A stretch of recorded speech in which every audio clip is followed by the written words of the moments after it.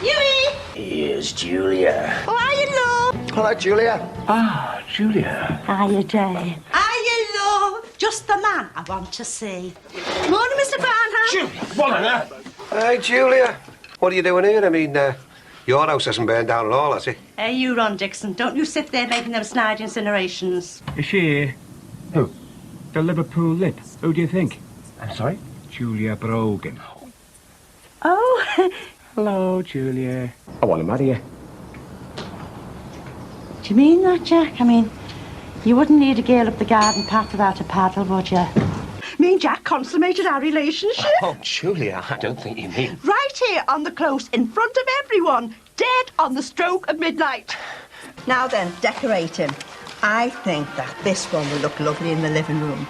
And I thought, seeing as how you're a bit handy, you could put me at one of them doodah rails. Suits me, love.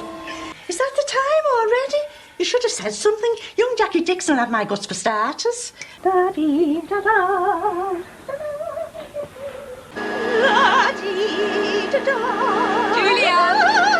Julia! Oh, be careful with that thing, Dave. I don't want tramlines over Mr. and Mrs. Farnham's best carpet. Is it going to be a posh party then tonight, you know? Serviettes and that? Yes, Julia, we will be having napkins. I'll go the whole hog and have one each. He's a very generous fella as you're, Mr. Farnham. Can I tempt you to a twiglet? No, you most certainly cannot. Oh, he would say that, wouldn't he, Mrs. Farnham? I mean to say, he's not the one who's going to be running round like a legless chicken all night, is he?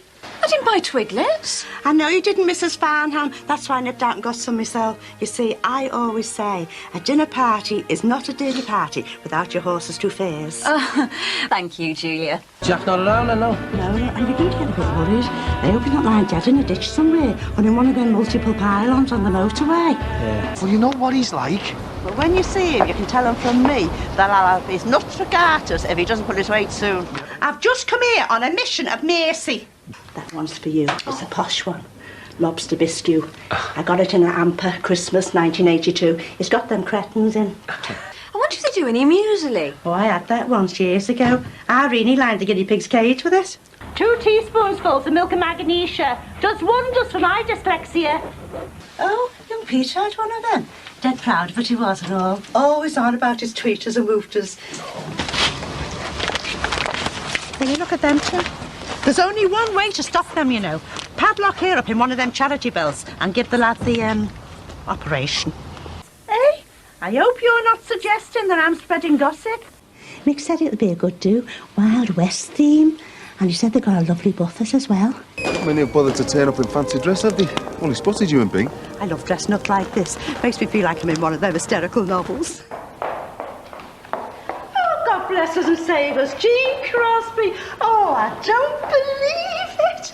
Julia. I heard on the vineyard that you and your Pat were back in town. How is everything? Oh, will you mind your own business, you nosy old cow? Typical. Give that one a mile, I should take an inch. Of course, one of my greatest fears is spontaneous combustion. Pardon? Spontaneous combustion.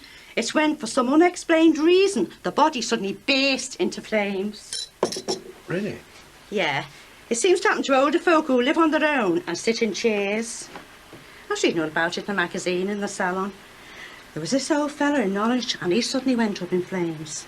And his daughter only knew it was him because all that was left was a pair of open-toed sandals that she got back from the menders on the Tuesday. And they gave you the push. Yeah. Throw me on the slag heap, replace me with a vending machine, lukewarm tea and powdered soup. And it won't cheer the patients up like I did. I was like Vera Lynn to those patients, always raising the morality. Julia ought to try a leg wax one day, don't you think, Jack? Oh, yeah, I'm sure you'd be glad to oblige. What? That dilapidation? Ooh, I can't think of anything worse than having my ears pulled out by the roots. I've got an intimate problem on my upper thighs. Cellulose. Teas, please, Julia. Are these for the wash, Mrs. Farnham? Yes, thank you, Julia. Thank you, Julia.